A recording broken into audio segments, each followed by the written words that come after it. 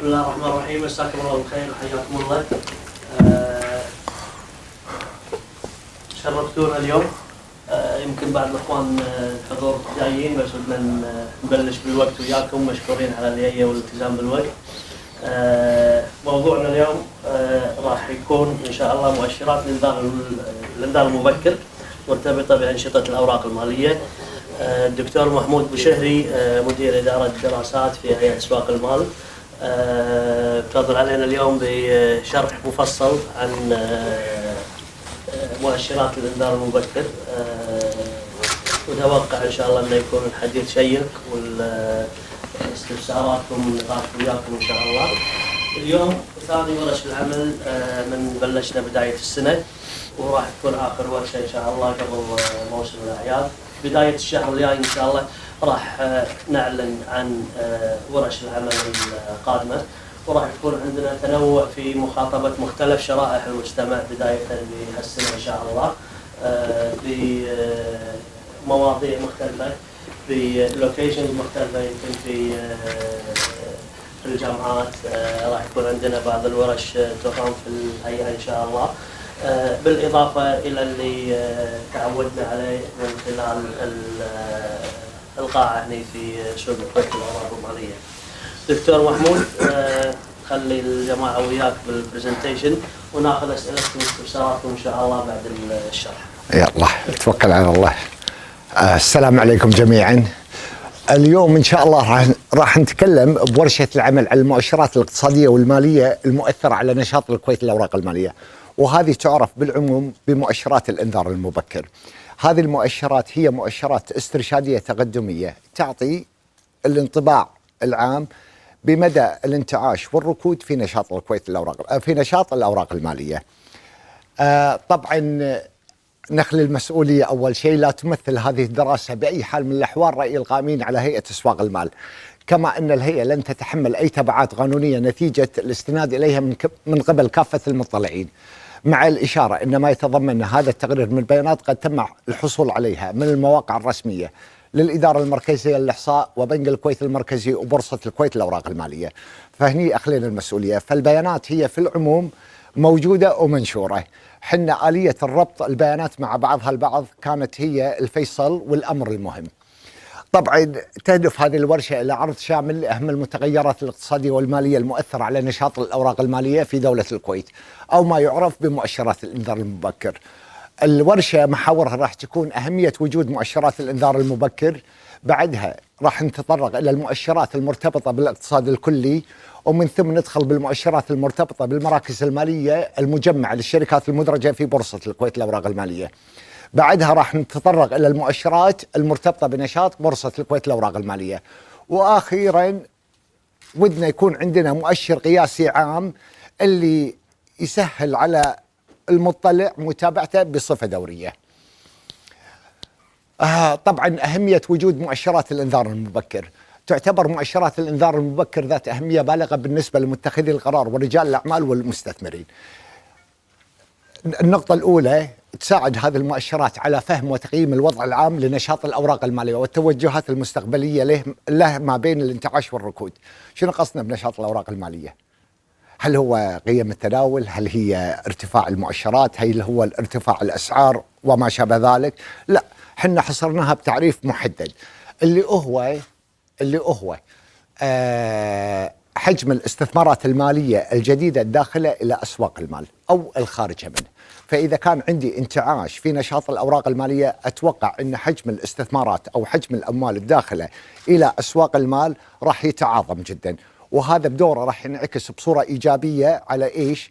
على الأشخاص المرخص لهم، على شركات الاستثمار، صناديق الاستثمار، القطاع المصرفي، القطاع المصرفي والنظام المالي ككل. إضافة إلى ذلك قدرته على جذب مستثمرين جدد في الدخول إلى أسواق المال سواء محليين أو مستثمر أجنبي. فعندنا يصير مثل الدايناميك إفكت، الأثر الديناميكي. فهذا تعريفنا لنشاط الأوراق المالية. إضافة إلى ذلك قدرتها على تشخيص وتتبع المخاطر النظامية والمؤسسية التي قد تؤثر على تنافسية أسواق المال في المدى القصير والمتوسط. واخيرا تعطي متخذ القرار حافز على تبني سياسات اصلاحيه استباقيه اذا ما دعت الحاجه الى ذلك. يعني اذا شفنا هناك تراجع في نشاط الاوراق الماليه، ممكن متخذ القرار السياسي يتخذ بعض الاجراءات التصحيحيه لرفع تنافسيه اسواق المال. فهذه النقاط الثلاثه المهمه اللي الهدف منها مؤشرات الانذار المبكر. طبعا في عندنا اولا اللي بنتكلم عنه هي المؤشرات المرتبطه بالاقتصاد الكلي ككل، ونتكلم عن 8 مؤشرات موجوده. هذه انقلبت بالعربي، هي كانت مكتوبه بالانجليزي صارت بالعربي. عندنا الناتج المحلي الاجمالي الغير نفطي، عرض النقد، اسعار النفط، الانفاق الحكومي العام، التسهيلات الائتمانيه، معدل التضخم، المتوسط المرجح لاسعار الفائده، سعر صرف الدينار الكويتي. واللي على جنب الزائد والناقص هذه أثر على نشاط الأوراق المالية. فعلى سبيل المثال الناتج المحلي الإجمالي غير النفطي يعرف على أن مقدار مساهمة الشركات أو المنشآت الاقتصادية الإنتاجية في الاقتصاد الكلي، واللي تشمل مثلا قطاع المنشآت العاملة في الصناعة التحويلية، التخزين، النقل والمواصلات، الاتصالات، الخدمات المالية، العقار، قطاع التجزئة، قطاع الجملة. هذه كلها منشآت عاملة في قطاعات غير نفطية. فإذا زاد حجم مساهمة هذه القطاعات في الاقتصاد الوطني أو ما يعرف بالقيمة المضافة، انعكس ذلك إيجابا على أرباح الشركات وعوائدها، ومن ثم على الشركات المدرجة في بورصة الكويت للأوراق المالية واللي تعمل بهالمجالات هذه واللي عاملة تكون في هذه المجالات. عرض النقد مثلا، عرض النقد أكو علاقة إيجابية بين عرض النقد وبين حجم الأموال أو حجم نقول، ما بيقول كلمة سيولة، وحجم السيولة المتوفرة لدى القطاع المصرفي. إذا زاد حجم عرض النقد أو عرض النقد واللي يحدد من قبل البنك المركزي، زادت السيولة المتوافرة لدى القطاع المصرفي، وبالتالي تكون عنده القدرة في منح الائتمان بأسعار فائدة منخفضة أقل إذا ما كان الطلب على النقد ثابت. يعني إذا كان الطلب على النقد ثابت، زيادة عرض النقد تؤدي بالعموم إلى انخفاض في أسعار الفائدة. فإذا انخفضت أسعار الفائدة هذه تشجع رجال الأعمال والمستثمرين على الاقتراض وزيادة استثماراتهم في الأوراق المالية إذا كان العائد من الاستثمار يفوق تكلفة التمويل، لأن هذه مهمة جدا. إضف إلى ذلك انخفاض أسعار الفائدة يعني ضمنيا أو محاسبيا ارتفاع في التدفقات ارتفاع في القيمة الحالية للتدفقات النقدية للشركات المدرجة في سوق الكويت الأوراق المالية. فإذا ارتفعت القيمة الحالية للتدفقات النقدية للشركات المدرجة، هذا انعكس إيجابا على السعر العادل مال السهم، ومن ثم فإنه يشجع رجال الأعمال والمستثمرين على الاستثمار في أسواق المال. طبعا أسعار النفط كمقياس للفوائض المالية، حنا نعتقد أنه هو في علاقة بين أسعار النفط ونشاط الأوراق المالية، ولكن هذه العلاقة هي علاقة غير مباشرة، إما من خلال الإنفاق الحكومي أو من خلال الفوائض المالية. فمثلا إذا زادت الدولة فوائضها المالية نتيجة تعاظم أسعار النفط، الآن أصبحت عند الدولة فوائض مالية كبيرة، فممكن الجهات الحكومية والمؤسسات الحكومية اللي عندها فوائض مالية تستثمر جزء من هذه الفوائض في أسواق المال. هذا يعزز أسعار الأسهم واستقرارها وقيم التداول وما شابه ذلك. إضف إلى ذلك في حال ارتفاع الفوائض المالية الحكومية، تقوم العادة بتوزيعها إلى القطاع العائلي، تعطي جزء منها إلى القطاع العائلي، والقطاع العائلي بدوره يقوم في استثمارها في أسواق المال، التوظيفات الدائمة للحكومة، وهذه كلها تلعب دور إيجابي في نشاط الأوراق المالية. مو بس كذي، إذا زادت الفوائض المالية الحكومية بصفة مستمرة، هذا أعطى الثقة حق رجال الأعمال بمتانة الاقتصاد وقدرة الدولة على تبني برامج تنموية ومعالجة أي اختلالات قد تحدث في أسواق المال إذا ما دعت الحاجة إلى ذلك.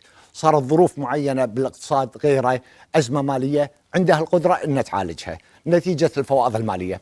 طبعا الإنفاق الحكومي هذا يمثل السياسة المالية المتبعة بالدولة. كل ما كانت السياسة المالية المتبعة بالدولة هي سياسة توسعية، بمعنى أن الإنفاق الحكومي العام في ازدياد مستمر، هذا صاحبها نشاط في أداء الشركات عموما، واللي من ضمنها الشركات المدرجة في بورصة الكويت، واللي ينعكس بصورة إيجابية على أرباحها. طبعا في التسهيلات الائتمانية الشخصية المقدمة من البنوك المحلية لشراء الأوراق المالية، وهذا ما يحتاج إلى تفسير واضح، كثر ما ترتفع هذه القيمة كثر ما ارتفع نشاط الأوراق المالية. وطبعا هذا مرتبط برؤى وتوقعات المستثمرين حول الأداء المستقبلي لنشاط الأوراق المالية. طبعا معدل التضخم هو يقاس بالتغير في الرقم القياسي لأسعار المستهلك Consumer Price Index خلال فترتين من الزمن. فكل ما ارتفع معدل التضخم داخل الاقتصاد شغلتين مهمين، القدرة الشرائية مالت الأفراد تنخفض، فإذا انخفضت القدرة الشرائية مالت المجتمع ككل أو الأفراد أثر ذلك سلب على نشاط الأوراق المالية. وإضف إلى ذلك إذا ارتفع معدل التضخم عموما ما تصاحبه ارتفاعات عن مستوياتها العادية، عموما ما يصاحبه ارتفاع في سعر الفائدة على الاقتراض، النومينال أو ما يعرف في سعر الفائدة الاسمي يساوي سعر فائدة حقيقي زائد التوقع بمعدل التضخم، فدائما يرتفع. في عندنا المتوسط المرجح لأسعار الفائدة السنوية، وهذا ارتباطه سلبي مع نشاط الأوراق المالية. طبعا الاستثمار في أدوات النقد مثل الودائع تعتبر ذو عائد منخفض ودرجة مخاطرة منخفضة مقارنة بالاستثمار في نشاط الأوراق المالية، ولكن كلما ارتفع العائد في الاستثمارات الغير خطرة مثل الودائع مع ثبات العائد على الاستثمار في الأوراق المالية، كلما أدى ذلك إلى إعادة قيام المستثمرين بإعادة توجيه استثماراتهم بعيدة عن أسواق المال تجاه الودائع أو الاستثمارات الغير خطرة. وأخيرا عندنا سعر صرف الدينار الكويتي مقابل سلم العملات العالمية. طبعا سعر الصرف يعكس متانة الاقتصاد والتصنيف السيادي للدولة. عموما إذا كان عندي سعر صرف قوي ثابت، هذا يعكس متانة التصنيف السيادي للدولة ومتانة الاقتصاد. فإذا تعاظم أو زاد سعر الصرف الدينار الكويتي مقابل سلم العملات العالمية، دل ذلك إما على انتعاش في الاقتصاد الكويتي أو تباطؤ في الاقتصاديات المشكلة أو المكونة لسلة العملات، وبالتالي هذا راح يشجع كثير من المستثمرين ورجال الأعمال على إعادة توجيه استثماراتهم نحو السوق الكويتي أو الإبقاء عليها داخل السوق. فهذه المؤشرات كلها المرتبطة بالاقتصاد والمؤثر على نشاط الأوراق المالية. طبعا في هناك متغيرات أخرى تؤثر، ولكن ما عندنا البيانات المالية ولا تنشر على أساس فصلي. فمثلا الناتج المحلي الإجمالي الغير نفطي يصدر على أساس سنوي وبفترة تأخر لا يسمونها سنة، فاضطرينا أن نعيد تقدير هذه البيانات علشان لتكون على أساس فصلي ومحدثة بآخر فترة. فهذه النقاط جدا مهمة. طبعا هذه المؤشرات موضوع البحث والنتائج اللي طلعت عندنا. في عندنا بيانات العام 2015 نكون واضحين أولية، وبيانات العام 2016 تقديرية. فهني عندنا الناتج المحلي الإجمالي الغير نفطي ومقارنته طبعا خذ القيم 3.9 مليار دينار، 3.9 مليار، 3.4، 3.5. وهني الكولم الثاني اللي تحته أو الرو الثاني العمود الأفقي اللي تحته معدل التغير الفصلي في العام 2016 مقارنة بالعام 2015. فنلاحظ أن الفصل الأول مقارنة بالفصل الأول من العام 2015 في عندنا ارتفاع في 4% تقريبا، وبالفصل الثاني 4.5%، 4%. وهذا يدل أن معدل النمو المتوقع في الناتج المحلي الإجمالي غير النفطي راح يكون في العام 2015 بحدود 4%، 4.5%، وهو شيء جيد، يعني نسبة نوعا ما معتدلة جيدة بافتراض أن معدل التضخم يتم على مستوى الحالي، لأن هذه بالأسعار الجارية وليست بالأسعار الحقيقية. حنا we have to deflate by the consumer price index علشان نطلع الأسعار الحقيقية. فنتوقع بأن النمو الحقيقي في الناتج المحلي الغير إجمالي أو الغير نفطي راح يكون ب2%، وهذا راح يصاحبه انتعاش في أداء الشركات المدرجة في بورصة الكويت سواء في الأرباح بالإيرادات وما شابه ذلك. طبعا عرض النقد كان إيجابي، متوسط سعر برميل النفط هذا شوية كان مؤثر عندنا، وهذا أثر من ناحيتين على الفوائض المالية الحكومية وأثر على الإنفاق الحكومي مباشرة. فمثلا متوسط سعر برميل النفط خلال الفصل الأول من العام 2016 كان $28، مقارنة بالفصل الأول من العام 2015 انخفض بمقدار 40%. وصاحب هذا الإنفاق إلا وصلنا الفصل الرابع من العام 2016 اللي كان فيه تحسن. طبعا الإنفاق الحكومي العام نفس العملية، ويتوقع أن يكون عندنا خلال هذه السنة الإنفاق الحكومي راح يقل بمقدار 4%. وطبعا الارتباط المباشر بينها وبين بعض هو العجز المالي اللي تواجه الحكومة. التسهيلات الائتمانية الشخصية للأوراق المالية، معدل التضخم نفس العملية كان موجود عندنا. طبعا معدلات التضخم التغير فيها هذه بوينت بيسز، نقاط أساس، فإذا كانت نازلة هذا شيء جيد أن التضخم انخفض، وإذا كانت زايدة اعتبر سلبي لأن التضخم ارتفع. وفي عندنا المتوسط المرجح لأسعار الفائدة وسعر صرف الدينار الكويتي مقابل سلم العملات اللي هي نسميها وحدة مكافأة. وطبعا العملات المستخدمة كانت دولار، جنيه استرليني، يورو. فبالعموم أقدر أنا أقول الآن بأن المتغيرات الاقتصادية الكلية المؤثرة على نشاط الأوراق المالية هي في العموم جيدة، ما صار ميجر ديفرنسز بينها وبين السنة اللي طافت، ولكن شهدنا هو تراجع في نشاط الأوراق المالية خلال 2016، وقد تكون أسبابه أسباب أخرى. طبعا هذه البيانات التاريخية للناتج المحلي الإجمالي عبر الوقت، وعندنا عرض النقد، عندنا سعر برميل النفط، وتلاحظ الانخفاض الحقيقي في سعر برميل النفط، وبدأ يتحسن من الفصل الأول الثاني الثالث. في عندنا المتوسط الفصل للإنفاق الحكومي اللي هو بدأ في 2010 وكان متصاعد، خذ اتجاه تصاعدي وبدأ ينخفض في السنتين الأخيرات. طبعا حنا حولنا جميع المؤشرات إلى نظام نقاط للسهولة. فيعني أنا أقدر أقول هني في العام 2010 اللي خذ 100 نقطة الفصل الأول ووصل الآن إلى 60%، فأقدر أقول أن أسعار النفط انخفضت بمقدار 40% مقارنة بالفصل الأول من العام 2010. طبعا هذه التسهيلات الائتمانية تلاحظ أن الترند كان مالها مرتفع، بدأ ينخفض في آخر الفترة. معدل التضخم اتجاه تنازلي في معدل التضخم، بدأ بكب شوية في نهاية الفترة. وعندنا المتوسط المرجح لأسعار الفائدة مقارنة بالعام 2010 انخفضت هني ب 2013-2014، وكان فعلا بالذات 2013 و2014 حتى الفصل الثالث كان هناك تعاظم في نشاط الأوراق المالية. بعدها نلاحظه أنه بدأ يرتفع وبدأ شوية ينخفض نشاط الأوراق المالية. وعندنا سعر الصرف الدينار الكويتي مقابل العملات، سلم العملات، لا زال يبين لك متانة التصنيف السيادي للدولة. طبعا خلصنا الحين هذه من المؤشرات المرتبطة بالاقتصاد الكلي. وين دخلنا الحين؟ المؤشرات المرتبطة بأداء الشركات المدرجة في بورصة الكويت. الآن هذيك مرتبطة بالمؤشرات أو المؤشرات المرتبطة بالاقتصاد، والمؤشرات المرتبطة بأداء الشركات المدرجة في بورصة الكويت. وبهذا الجانب غطينا المركز المالي للشركات، المركز المالي للشركات، المركز المالي المجمع، جمعناهم كلهم الشركات، المركز المالي المجمع للشركات المدرجة في بورصة الكويت للأوراق المالية. وتحديدا شفنا إجمالي القيم السوقية للشركات المدرجة في بورصة الكويت، وهذه العلامة الزائد كثر ما تتعاظم القيمة السوقية كثر ما ارتفع نشاط الأوراق المالية.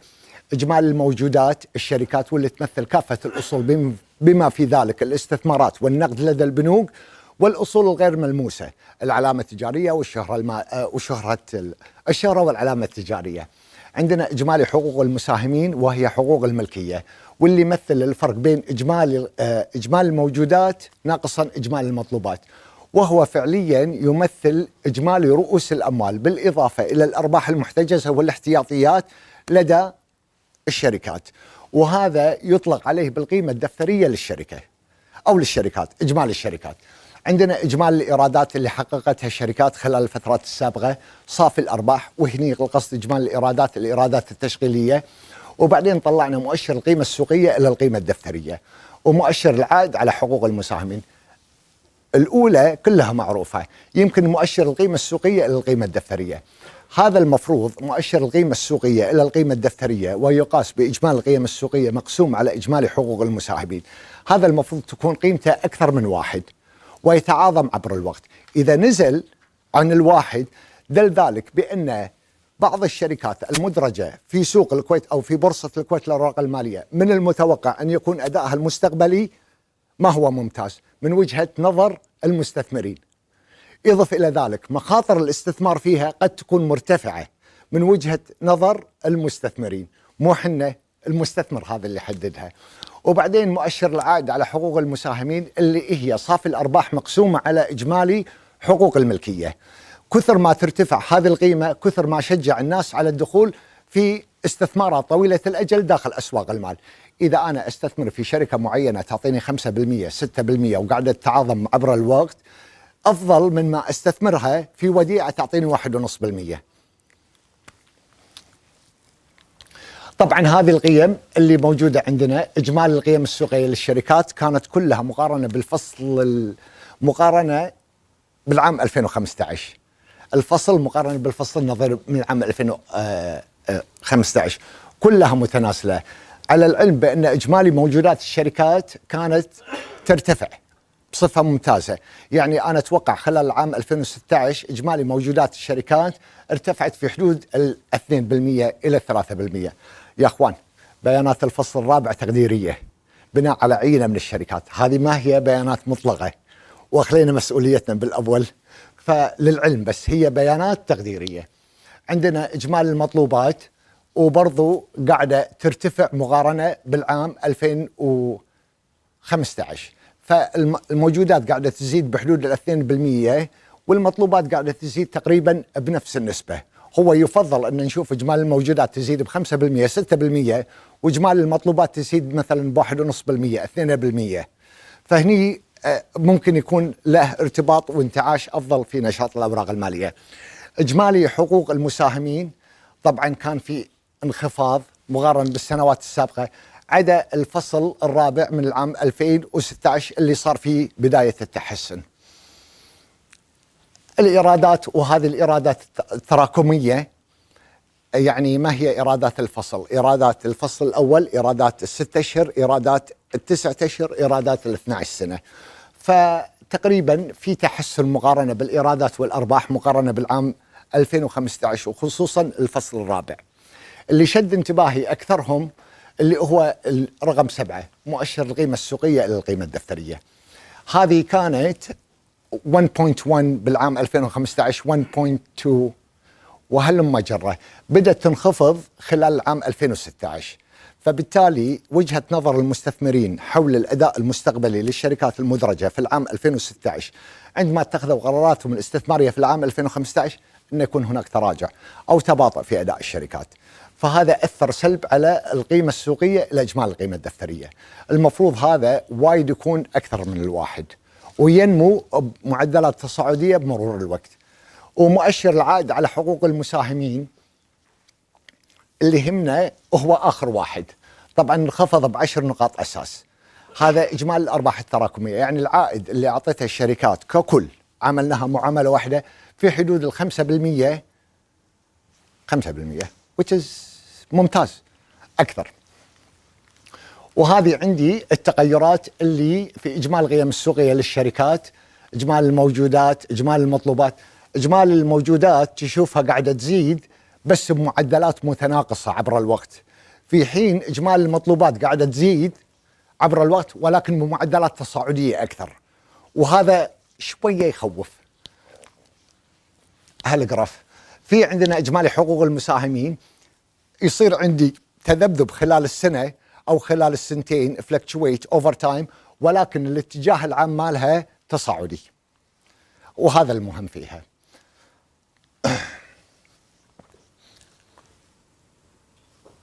نبتدي 13 الأرباح المتوسطة الفصل لإجمالي الأرباح. خذينا أرباح السنة وقسمناها على الفور كوارترز، فعندي الأرباح قاعدة تنمو بأمور بطريقة تصاعدية، ولكن خلال 2014-15 كانت تنازلية. يعني على سبيل المثال في العام بين العام 2010 و2016 الأرباح زادت، أرباح الشركات بمقدار 20% بال 2016 مقارنة بال 2010 زادت ب 20%، لكنها انخفضت بمقدار 125 ناقص 15 ناقص 135 10% مقارنة بالعام 2000 ونهاية العام 2013. نفس العملية العائد على الاستثمار، واللي يهم أكثر شيء القيمة السوقية إلى القيمة الدفترية تلاحظ فيها نزول كامل. فبالتالي القيمة السوقية للشركات مقارنة بالقيمة الدفترية كقيمة دفترية انخفضت بمقدار 30% تقريبا، وهذا خطر. كان رجال الأعمال وجهة نظرهم بأداء الشركات المدرجة في سوق الكويت والمخاطر بالاستثمار فيها عموما. حنا ناخذ هذه خذيناها مجمعة، مو قطاع مو شركة. كانت نظرة ما هي إيجابية، ما بيقول سلبية، بس ما هي إيجابية متفائلة.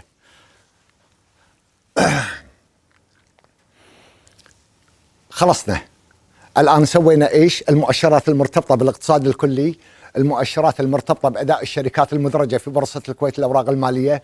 الآن إيش بقى عندنا؟ عندنا بقى المؤشرات المؤثرة على نشاط الأوراق المالية والمرتبطة بنشاط بورصة الكويت للأوراق المالية.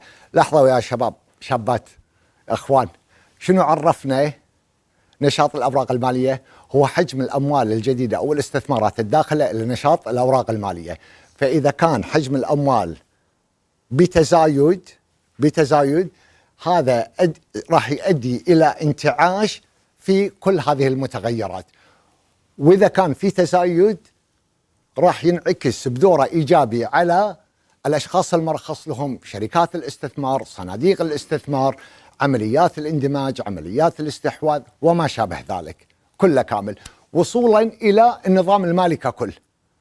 وهذا راح نتطرق لها بعد آخر شيء ونشوفها. فعندنا توجد هناك الكثير من العوامل المؤثرة على نشاط الأوراق المالية، خلافا للأسباب اللي ذكرناها: الأحداث السياسية المحلية والإقليمية وانعكاساتها على نفسية المتعاملين. في عندنا العائد من الاستثمار في الأسواق العالمية، العائد من الاستثمار في الأصول المالية غير الخطرة مثل العقار. فعندنا وايد مجموعة متغيرات ممكن تأثر على نشاط الأوراق المالية، وفعليا ما عندنا قياس حقيقي لها. فش اللي خذينا هذه المؤشرات كمقياس ولا بروكسي حق كل المتغيرات اللي ذكرناها. فمثلا خذينا المتوسط اليومي لحركة المؤشر الوزني، وطبعا هذا له علاقة إيجابية موجبة مع نشاط الأوراق المالية. المتوسط اليومي لسيولة بورصة الكويت الأوراق المالية مقاسة بعمق السوق، والمتوسط اليومي لقيم التداول، والمتوسط اليومي لمعدل دوران الأسهم خلال الفصل. فإذا أنا مستثمر وأتوقع أكون انتعاش في أسواق المال، شو اللي أسوي؟ أول شيء أبتدي أشتري أسهم. إذا شريت أسهم معدل دوران الأسهم ممكن يزيد، وهذا راح يتبع وياك. القيم السوقية للشركات راح ترتفع، فحركة المؤشر الوزني تكون إيجابية، وهلم جرة قيم التداول. فكلها راح رفلكت في رؤى المستثمر بشأن نشاط الأوراق المالية. طبعا هذه المؤشرات كلها اللي موجودة ومقارنة بالفصل النظير من العام 2015، نلاحظ أن المتوسط اليومي لحركة المؤشر الوزني تحت، المتوسط اليومي لعمق السوق كان متناقص ولكن تحسن في الفصل الرابع. ويقصد طبعا بعمق السوق سيولة السوق هو إجمالي الكميات المعروضة بأسعار البيع مضافا إليها إجمالي الكميات المطلوبة بأسعار الشراء مقسوم على 2. أبي أشوف الماركت ديبث، الناس شنو الأوردر بوك مالهم. أنا عارض ب50 مليون أسهم، أو مجموع الأوردر بوك 60 مليون، ومجموع المطلوب 40 مليون. هذا معناها إن ممكن تصير ترانزاكشنز داخل سوق الكويت للأوراق المالية دون ما يصاحبها انخفاض حاد في أسعار الأسهم. لكن إذا الجاب بين الأوردر بوك، بين الكميات المطلوبة بأسعار الشراء فوق والمطلوبة بأسعار البيع تحت، وخذينا المتوسط والمتوسط كان نازل، هني أنا I cannot liquidate، ما أقدر أسيل أسهمي إلا ما يصاحب ذلك انخفاض حاد في الأسعار. وهذا جدا مهم، هذا هو مقياس السيولة. مقياس السيولة هو أني أقدر أتصرف في أسهمي سواء بالشراء ولا البيع دون ما يصاحب هذه العملية انخفاض حاد في الأسعار. طبعا في عندنا المتوسط اليومي لقيم التداول وهذه نازلة. طبعا دخلنا حنا المتوسط اليومي لحركة المؤشر الوزني. المؤشر الوزني يعكس أداء الشركات الكبيرة جدا واللي انفلونس داخل هذا المؤشر، قطاع البنوك، قطاع الشركات الكبيرة، البلو تشيب كمبانيز.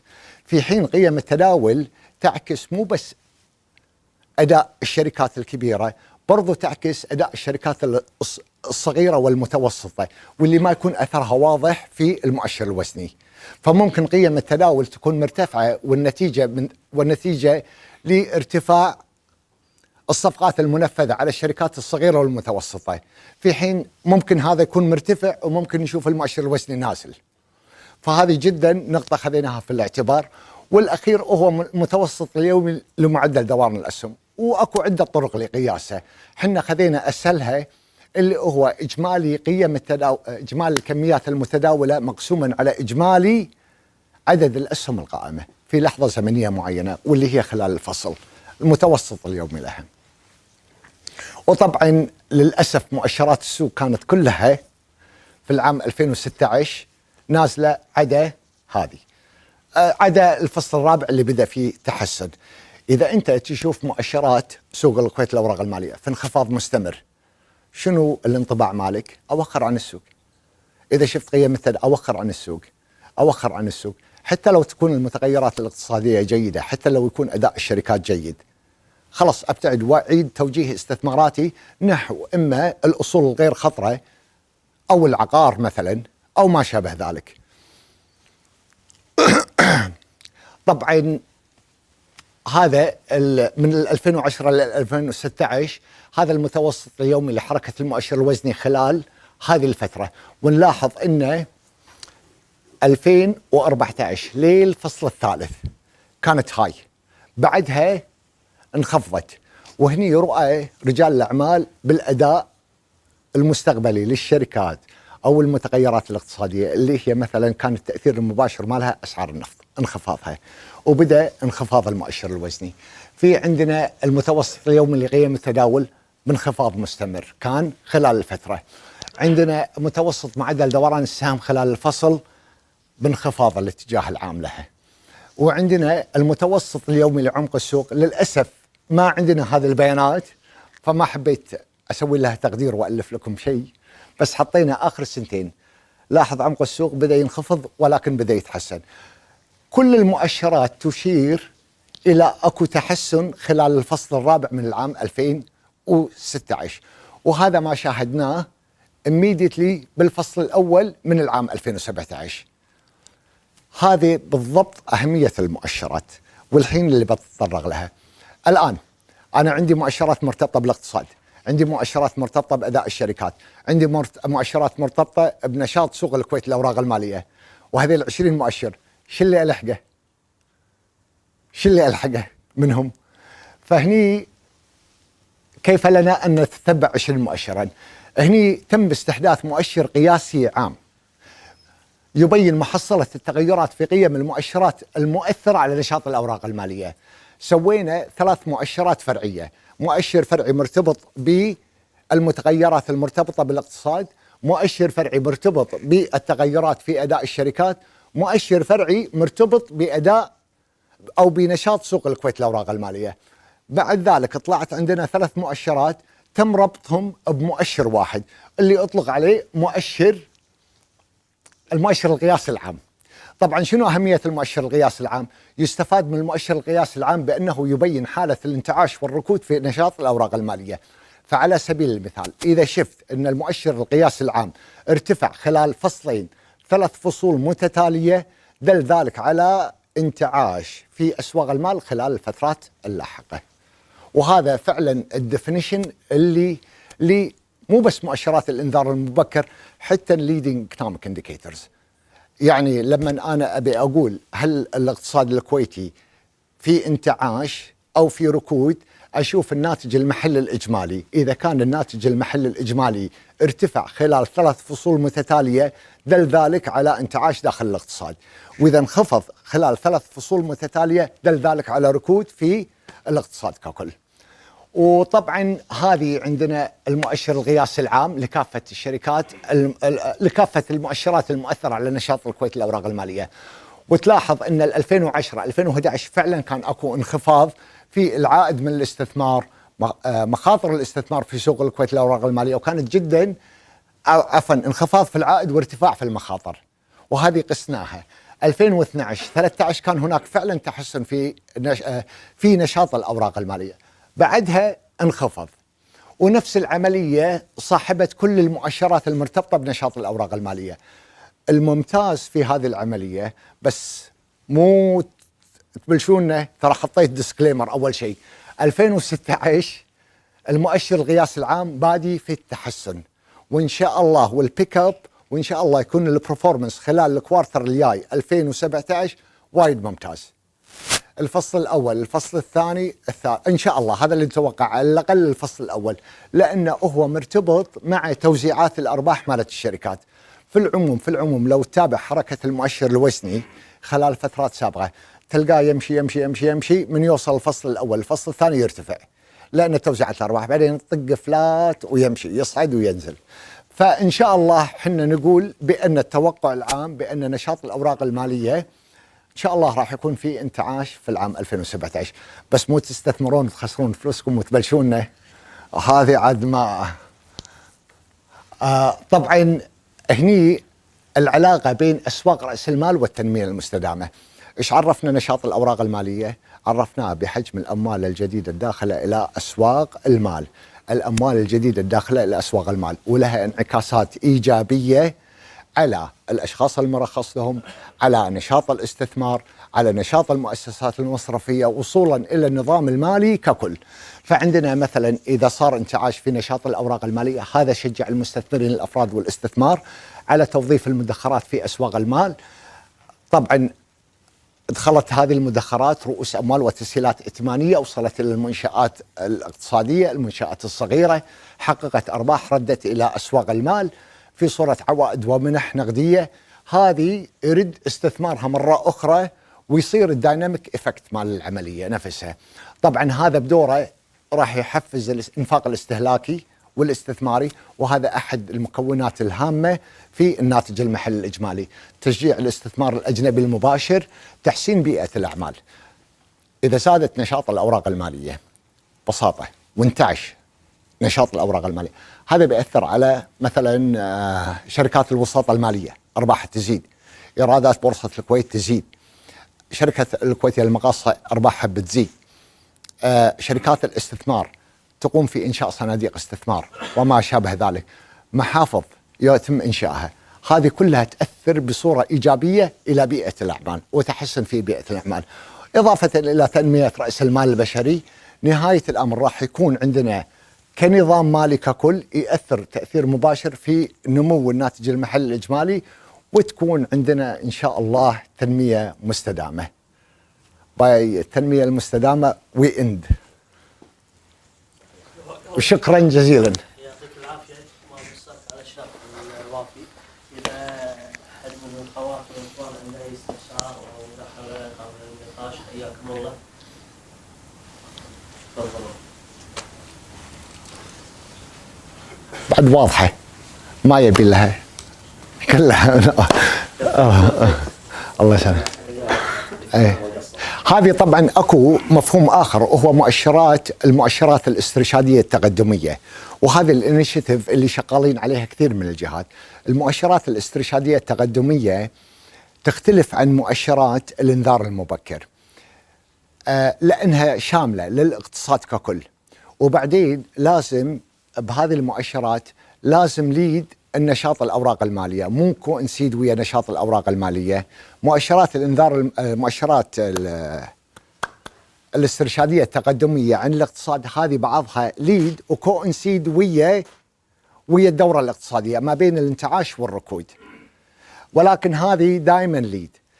ومثلا هذه المتغيرات تقدر تدخل وين؟ في المؤشرات الاسترشادية التقدمية كجانب عن النظام المالي ككل. طبعا في متغيرات أخرى تأثر على نشاط الأوراق المالية في دول عالمية، مثلا تشوف لك معدل البطالة ما شابه ذلك، كلها مرتبطة في نشاط الأوراق المالية. في عندنا التبعيات مالت الأسواق، السوق الأوروبي مثلا كله نازل، السوق الأمريكي كله نازل، لتبعات تسحب إلى سوق الكويت الأوراق المالية. هذه تم اختزالها في المتغيرات المرتبطة بنشاط سوق الكويت الأوراق المالية. بعض المتغيرات ما لها أي تأثير بالكويت، معظم الكويتيين يعملون في القطاع الحكومي، فزادت البطالة نزلت، ماكو ذاك التأثير الميجر على نشاط الأوراق المالية، فما أتوقع هذا الشيء. وهذه في العموم. إذا عندكم أي استفسارات أخرى حييكم الله. تفضل. عمر محمود، الشركة الخارجية لحفظ الأوراق. أهلا يا عمر. عن عمق السوق. أي عمق السوق هو إجمالي الكميات المعروضة بأسعار البيع. يجون المتداولين يروحون إلى مكاتب الوسطاء، أنا ببيع هذه الأسهم وبهذه الأسعار. أي اللي طالبين الأسهم يطلبون أسهم معينة بأسعار الشراء بالسعر اللي أنا أحدده، بشتري ب100 والأخ يبيع ب120. فعمق السوق أخذ المتوسط بين الاثنين، ال120 زائد ال100 تقسيم 2. هذا كمقياس عمق السوق. لاحظ عمق السوق يعني ممكن يكون عمق السوق عندك 50 مليون 60 مليون، ولكن الصفقات المنفذة قد تكون 10 ملايين، قد تكون 5 ملايين، لأن ما صار السعر التوازن اللي توافقوا عليه البائع والشاري. وهذا دور صانع السوق اللي راح يجيه إن شاء الله. هذا أحد الأدوار المهمة لصانع السوق، هو في تقريب أسعار البيع مع أسعار الشراء. بتقاس في أي وقت لأنه بيحصل فيها تغيرات كبيرة. أيوة، هذا على أساس يومي، وحنا خذينا المتوسط مالها، يعني خلال يوم معين. نهاية السوق. لا، بدايته إلى نهايته. نعم، كلام صحيح، كلام صحيح. عمق السوق كلام صحيح. وفيري يوسفul انفورميشن. عمق السوق مهم جدا. لما تشوف عمق السوق 100 مليون 200 مليون 300 مليون، هني يعطيك الارتياح بأنك تقدر تبيع أسهمك دون ما يصاحب ذلك انخفاض حاد بالأسعار. هذه أحد مقاييس السيولة. يعني أكو كثير من المقاييس حنا خذينا المقياس اللي متوافرة فيه البيانات عندنا على الأقل. أحد المقاييس يعني نقدر نشوفه بمعزل من مقاييس أخرى، ولكن يفضل أنه ضمن منظومة معينة من المقاييس. تفضل. أهلا أستاذ عمر. بالنسبه للقيمه السوقيه والقيمه الدفتريه، احنا زي ما شايفين احنا هلا طبعا من فتره طويله انه القيمه الدفتريه للاسهم معظمها نازله، القيمه السوقيه صحيح صحيح. هلا احنا كل ما ارتفعت الاسهم هلا في ارتفاع طبعا عدل. وقربت على القيمه الدفتريه. عدل. هلا احنا بالنسبه لنا افضل هذا من بالتأكيد بالتأكيد بالتأكيد. القيمة السوقية مثلا شركة معينة الآن لو أشوف قيمتها السوقية أعلى من قيمتها الدفترية، هذا يعني بالضبط إن رؤى المستثمرين بالأداء المستقبلي لهذه الشركة راح يكون ممتاز جيد. مو بس كذي، مخاطر الاستثمار في هذه الشركة مقارنة بالاستثمار بالسوق ككل أقل بالتأكيد. هذه النقطتين اللي يعطونك إياها إذا شفت القيمة السوقية تتعدى القيمة الدفترية. يعني هلا احنا القيمه السوقيه اللي نازله، احنا افضل المستثمر يروح يشتري القيمه السوقيه النازله عن قيمتها. عاد هني دخلنا عرفت وين جاي، بس هني وين دخلنا بالتحليل المالي مال الشركات. الآن يجب صحيح ممكن تشوف لك هذه الحالة، يعني ممكن تقول لحظة أخوي القيمة الدفترية وايد أقل، أو القيمة الدفترية أقل من القيمة السوقية، ليش ما أستثمر بهذه الشركة؟ هني عاد لازم أروح أدقق على البيانات المالية مالت الشركات، أشوف مثلا مؤشر السيولة، أشوف مؤشر العائد، أشوف التدفقات النقدية، أحسب السعر العادل مال الشركة.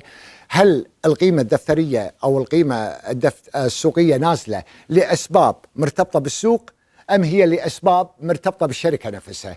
إذا كانت مرتبطة بالسوق لا، this is a good buy. إذا كانت مرتبطة نعم، كلام صحيح 100%، لا جدال فيه. غيره يا شباب تفضل. اخوك فهد الصقر ممكن نستضيف على عفوا فهد الصقر. والله والنعم فهد. بالنسبه حق القيمه الدفتريه ودي اضيف عليها شغله، يعني انت مثل ما ذكرت القيمه الدفتريه اذا صار فيها او في اخر 3 فصول فيها نسبه نمو عدل. هذا تشير بالنهايه الى اداء المالي للشركه جيد. اكيد. بشكل اكيد. فاي يعني اعتقد سؤاله اذا كان السهم قيمته مثلا بالسوق او قيمته الدفتريه منخفضه، اذا شاف نسبه النمو للقيمه الدفتريه قاعد تتنازل، هذه لا يفضل الاستثمار فيها. عدل. كلام صحيح. الى خروج من السهم. كلام صحيح. هذا يشير الى ان السهم حينزل بمستويات منخفضه بشكل كبير جدا. كلام سليم. يعني كلام سليم. متفقين. ايه.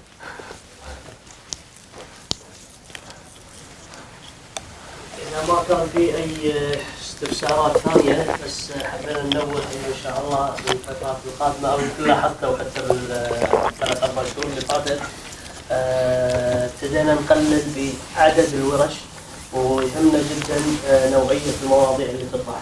فإذا أي أحد من خوات الإخوان عنده أي مقترح تشوفون أنه مهم أن نركز عليه بالفترات القادمة، يمكن الإخوان وانتم طالعين ياخذون منكم بعض الملاحظات أو إرسال مقترحاتكم من خلال الإيميلات اللي موجودة على الصفحة.